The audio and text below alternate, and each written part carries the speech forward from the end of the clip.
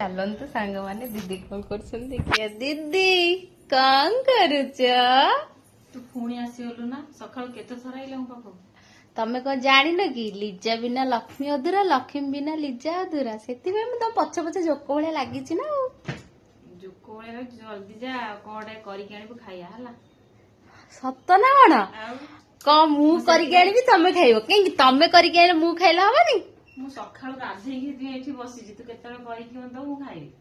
ସତରେ ଖାଇବ, ଖଟ ସଜେଇ ଦେଇଛ, ଶୋଇବ। ଖାଲି ଖାଇବ ଶୋଇବ। ଆଉ ମତେ ଖଟ ଡାକିଲାଣି, କଣ ସକାଳୁ ଗାଧେଇଲି ପାଧେଇଲି, ମୋ କାମ ଧନ୍ଦା ସାରିଲି, ପୁଣି ଶୋଇବି ନା ନାଇଁ? ଖାଲି ଓହୋ ଖାଇବି ଶୋଇବି। ଏମିତି କଥା। ତାହେଲେ ଗୋଟେ କାମ କରିବା, ଆମେ ହୋଟେଲରୁ ମଗେଇଦବା, ଖାଇଦବା, ଶୋଇପଡିବା। ମୁଁ କାହିଁକି କାମ ଏକା କରିବି? ତୁ ତୋର ଘରର ସାନ ବୋଉ, ତୁ ହୋଟେଲରୁ ମଗା କି ରୋଷେଇ କରିଦେ, ତୁ ଯାହା କରୁଛୁ କର। ମୁଁ ଘରର ଯେହେତୁ ବଡ, ମୁଁ ମୋର ଖାଇବି ଶୋଇବି।